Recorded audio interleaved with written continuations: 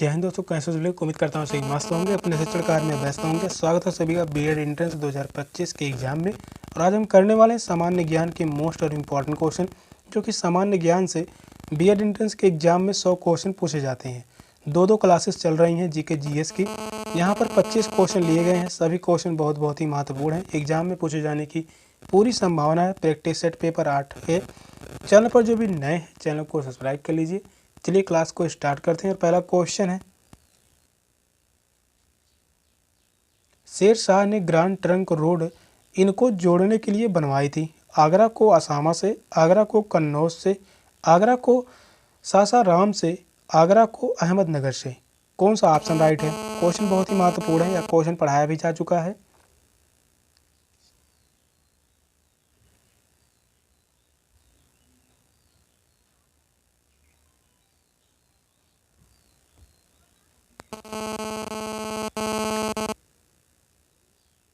Question कह रहा है, शेर शाह ने ग्रांड ट्रंक रोड किनको जोड़ने के लिए बनवाई थी? क्या बनवाया था? आगरा को सासाराम से जोड़ने के लिए। थर्ड ऑप्शन करेक्ट है, आगरा को सासाराम से जोड़ने के लिए। 16वीं सदी में इस मार्ग को शेरशाह सूरी ने आगरा से सासाराम को ग्रांड ट्रंक रोड की सहायता से जोड़ने के लिए बनवाई थी, और इसका प्रमुख उद्देश्य था। इस रोड का निर्माण कब करवाया गया था? 16वीं सदी में। 16वीं सदी में इस रोड का निर्माण करवाया गया था शेरशाह सूरी के द्वारा। यह क्वेश्चन डायरेक्ट पूछा हुआ है। उद्देश्य क्या था? प्रशासनिक और सैन्य कारणों के लिए अपने विशाल साम्राज्य के सुदूर प्रांतों को साथ जोड़ना। और इसका प्रमुख जो उद्देश्य था, सासाराम अपने गृह नगर के साथ अपनी राजधानी को जोड़ना। थर्ड ऑप्शन राइट है। आर्यच कारक का नाम किसके आधार पर पड़ा? बंदर के, चूहे के, मनुष्य के, चिंपैंजी के। कौन सा ऑप्शन राइट है?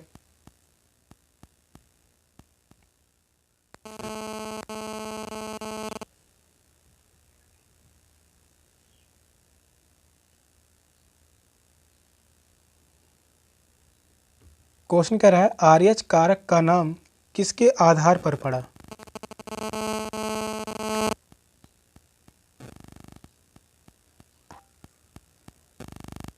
यह पड़ा था बंदर के नाम पर। फर्स्ट ऑप्शन राइट है, बंदर के नाम पर। आर्यच कारक का नाम बंदर के आधार पर पड़ा। आर्यच कारक की खोज कार्ल लैंडस्टीनर ने की थी। इसकी खोज किसने की थी? कार्ल लैंडस्टीनर ने इसकी खोज की थी। कार्ल लॉर्ड स्टीनर ने कब किया था? 1940 में। फर्स्ट ऑप्शन राइट है। नेक्स्ट क्वेश्चन है, भारत की विदेशी मुद्रा अधिकतम इस मद में खर्च होती है? खाद्य आयात पर, पेट्रोलियम उत्पादों के आयात पर, लोहे और स्टील के आयात पर, प्रौद्योगिकी जानकारी के आयात पर। कौन सा ऑप्शन राइट है? क्वेश्चन यह भी बहुत ही महत्वपूर्ण है, एग्जाम में पूछा गया क्वेश्चन है। 2023 में यह क्वेश्चन पूछा गया था।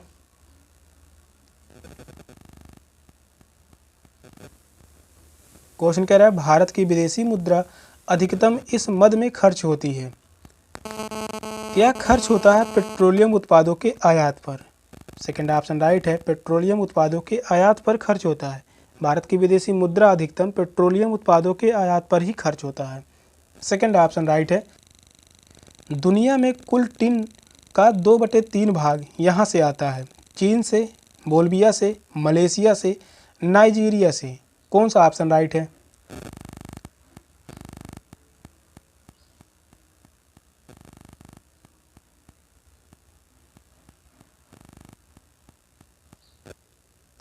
दुनिया में कुल टिन का 2/3 भाग कहाँ से आता है?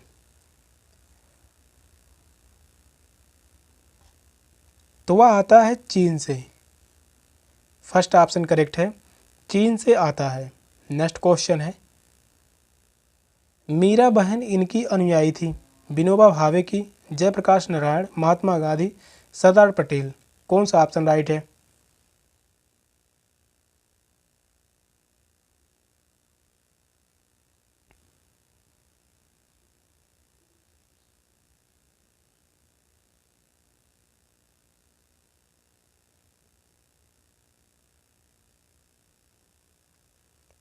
मीरा बहन किनकी अनुयायी थी? या महात्मा गांधी की।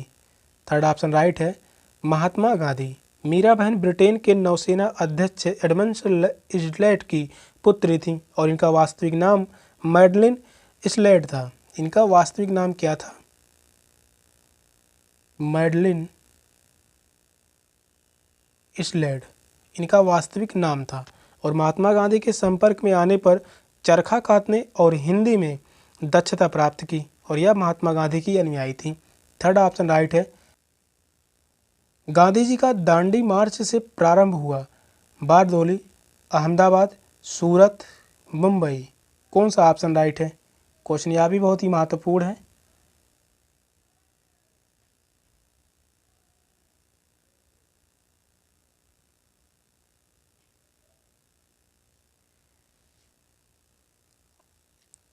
गांधी जी का दांडी मार्च से प्रारंभ हुआ, कहाँ से प्रारंभ हुआ था?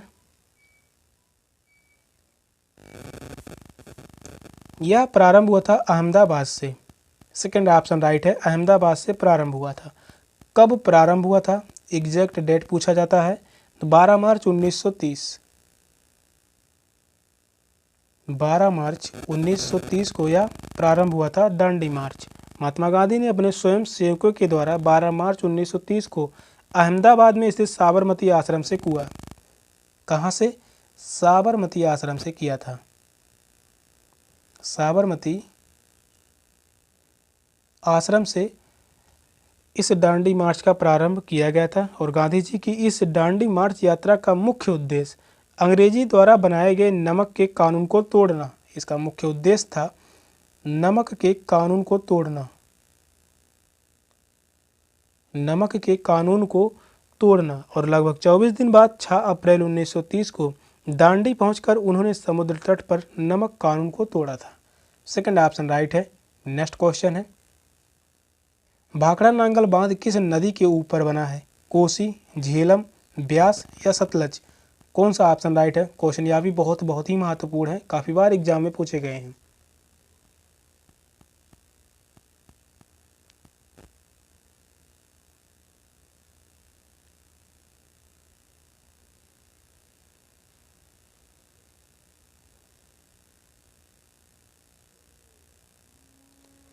भाखड़ा नांगल बांध किस नदी के ऊपर है?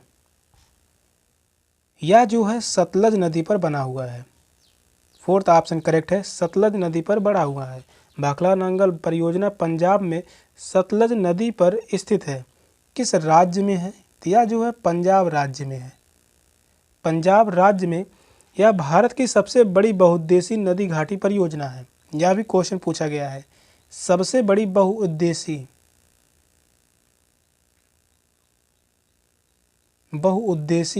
नदी घाटी परियोजना है। इम्पॉर्टेंट है, सबसे बड़ी बहुउद्देशीय नदी घाटी परियोजना है और यह राजस्थान, पंजाब, हरियाणा की संयुक्त परियोजना है। यह जो है संयुक्त परियोजना है, कहाँ कहाँ की? राजस्थान की, इसके अलावा हरियाणा, पंजाब। राजस्थान, पंजाब, हरियाणा की संयुक्त परियोजना है और भूकंपित क्षेत्र में स्थित विश्व का सबसे ऊंचा गुरुत्वीय बांध है। यह जो है सबसे ऊंचा गुरुत्वीय बांध है। सबसे ऊंचा गुरुत्वीय बांध है। फोर्थ ऑप्शन राइट है, सतलज नदी पर इसका निर्माण किया गया है। वास्को डी गामा था एक ऑस्ट्रेलियन नाविक था, पुर्तगाली खोजी था, ब्रिटिश खोजी था या फ्रांसीसी नाविक था? कौन सा ऑप्शन राइट है?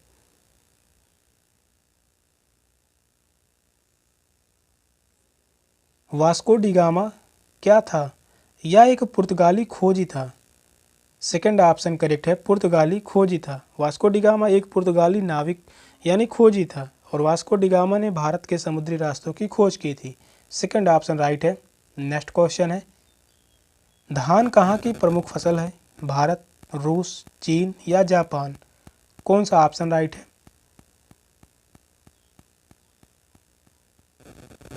धान कहाँ की प्रमुख फसल है? यह जो है चीन की प्रमुख फसल है।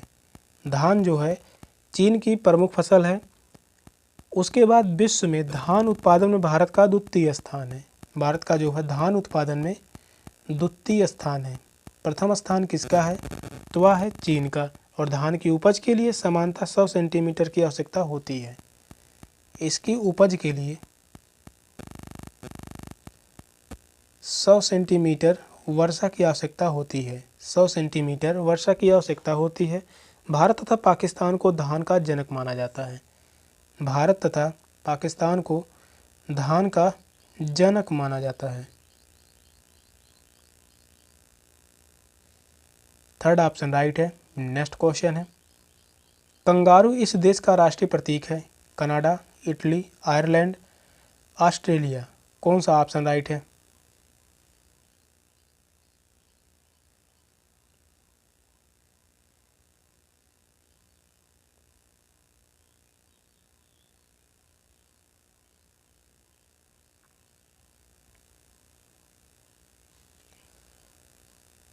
कंगारू किस देश का राष्ट्रीय प्रतीक है? या जो है ऑस्ट्रेलिया का राष्ट्रीय प्रतीक है कंगारू। फोर्थ ऑप्शन राइट है। कंगारू ऑस्ट्रेलिया का राष्ट्रीय पशु का एक प्रतीक है और यह एक स्तनधारी पशु है। कंगारू जो है यह एक स्तनधारी पशु है। स्तनधारी पशु है और कंगारू केवल ऑस्ट्रेलिया में ही पाए जाते हैं। फोर्थ ऑप्शन राइट है। नेक्स्ट क्वेश्चन है, 1980 भारत रत्न देने की प्रणाली को पुनः स्थापित किया गया। इस समय इन्हें दिया गया विनोबा भावे, मदर टेरेसा, एम.जी. रामचंद्रन, वी.वी. गिरी। कौन सा ऑप्शन करेक्ट है?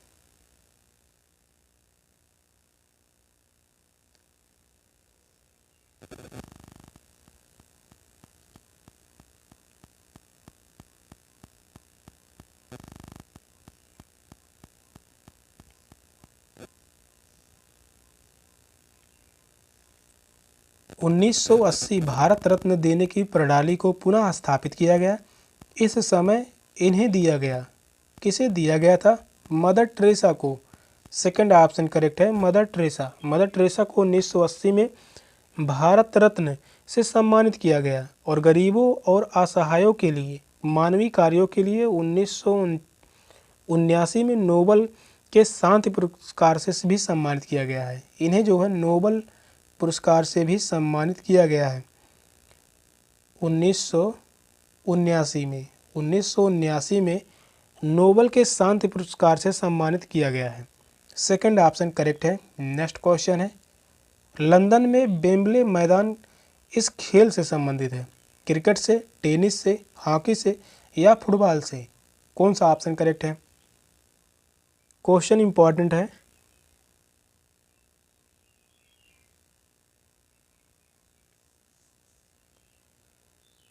लंदन में वेम्बले मैदान किस खेल से संबंधित है? या जो है फुटबॉल से संबंधित है।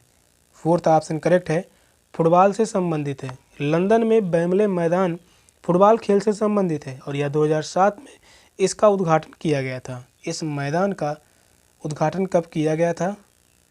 2007 में किया गया था और यूरोप का दूसरा सबसे बड़ा स्टेडियम है। यह जो है यूरोप का दूसरा सबसे बड़ा स्टेडियम है। दूसरा सबसे बड़ा स्टेडियम है। फोर्थ ऑप्शन करेक्ट है। नेक्स्ट क्वेश्चन है, रियाल इसकी मुद्रा है? सऊदी अरब, बांग्लादेश, अफगानिस्तान, मलेशिया। कौन सा ऑप्शन करेक्ट है?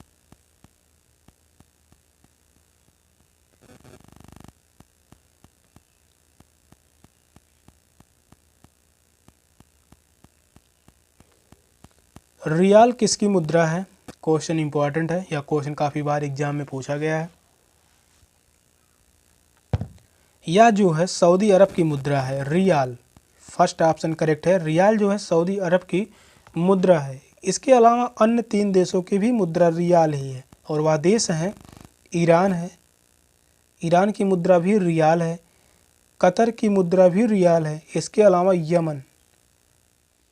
इन तीनों देशों की मुद्रा रियाल है। सऊदी अरब की भी मुद्रा रियाल है। फर्स्ट ऑप्शन करेक्ट है। निम्नलिखित में से कौन सी सेल फोन फार्म नहीं है? Idea, Reliance, HCL, Aircel. कौन सा ऑप्शन राइट है? क्वेश्चन बहुत ही महत्वपूर्ण है। यह क्वेश्चन पूछा गया है 2017 में, यह क्वेश्चन पूछा गया था। कौन सी सेलफोन फार्म नहीं है? तो वह है HCL। थर्ड ऑप्शन करेक्ट है, HCL। HCL सेलफोन फार्म नहीं है, यह एक कंप्यूटर निर्माता कंपनी है। यह जो है कंप्यूटर निर्माता कंपनी है, कंप्यूटर निर्माता कंपनी है। और इसकी स्थापना की बात करते हैं 1976 में इसकी स्थापना की गई थी। मुख्यालय कहाँ पर है? मुख्यालय की बात करते हैं तो नोएडा में, नोएडा में इसका मुख्यालय। नोएडा कहाँ पर है? तो यह है यूपी यानी उत्तर प्रदेश में। थर्ड ऑप्शन राइट है। नेक्स्ट क्वेश्चन है,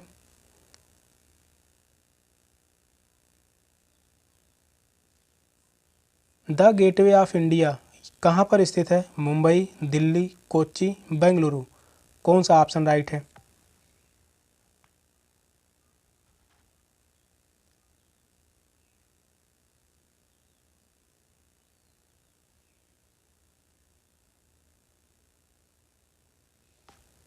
द गेटवे ऑफ इंडिया कहाँ पर स्थित है?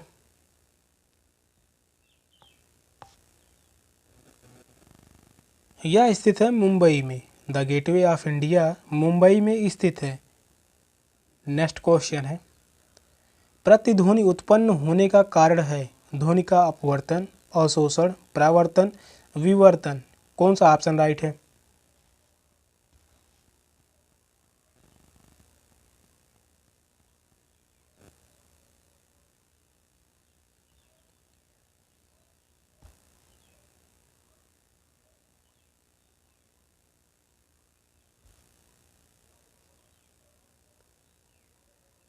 प्रतिध्वनि उत्पन्न होने का कारण क्या है?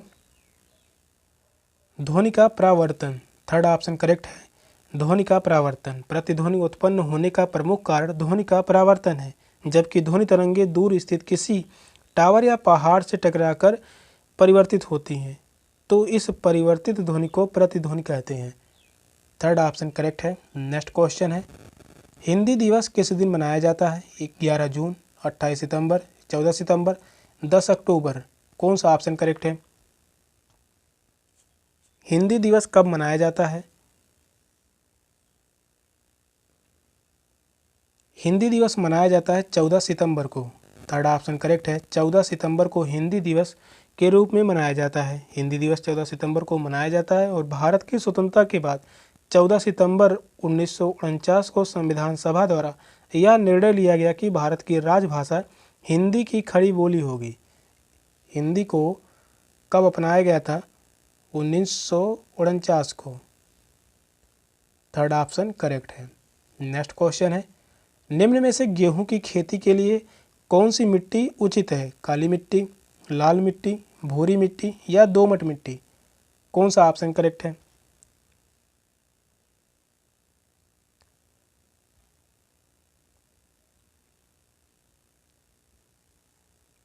गेहूं की खेती के लिए कौन सी मिट्टी उचित है?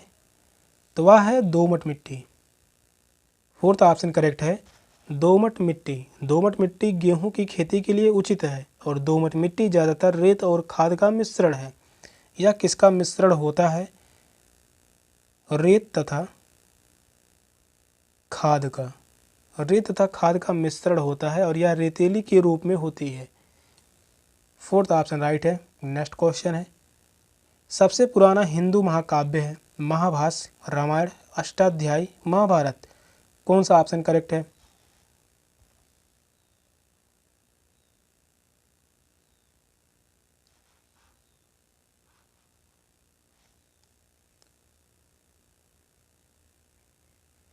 सबसे पुराना हिंदू महाकाव्य कौन सा है? तो वह है रामायण। फोर्थ ऑप्शन करेक्ट है, रामायण।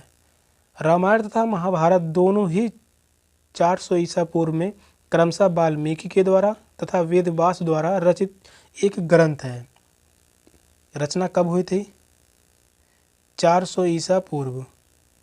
रामायण के रचनाकार कौन है? वाल्मीकि। महाभारत के रचनाकार कौन है? वेद व्यास। पूछा गया है, क्वेश्चन है, क्वेश्चन बहुत ही महत्वपूर्ण है, इम्पॉर्टेंट है, यहाँ पर सॉरी महाभाष्य है, महाभारत बात हो रही है। महाभारत के रचनाकार कौन है? तो वह है वेद व्यास। महाभारत के रचनाकार कौन है? वेद व्यास हैं, इम्पोर्टेंट है। परंतु काल क्रम में रामायण का काल महाभारत से पहले आता है। पहले रचना हुई थी रामायण, इसके बाद हुई थी महाभारत की रचना, और इसके अलावा राम का जिक्र महाभारत में आता है, इसलिए रामायण को सबसे पुराना हिंदू महाकाव्य माना जाता है। सेकंड ऑप्शन करेक्ट है। नेक्स्ट क्वेश्चन है, रन्स एवं रन्स पुस्तक के लेखक कौन है? सचिन तेंदुलकर, इमरान खान, कपिल देव, सुनील गावस्कर। कौन सा ऑप्शन राइट है? यहाँ पर दिया गया है रन्स एवं रन्स पुस्तक के लेखक कौन है? तो वह है Sunil Gavaskar. Fourth option correct है, सुनील गावस्कर। यह एक क्रिकेटर थे, क्रिकेटर हैं। फोर्थ ऑप्शन राइट है। सेशन का लास्ट क्वेश्चन था। क्वेश्चन कैसे लगे कमेंट में जरूर बताइएगा। चैनल पर नए हैं, चैनल को सब्सक्राइब कर लीजिए। मिलते हैं फिर अगली क्लास में, तब तक के लिए बाय बाय, टेक केयर, जय हिंद।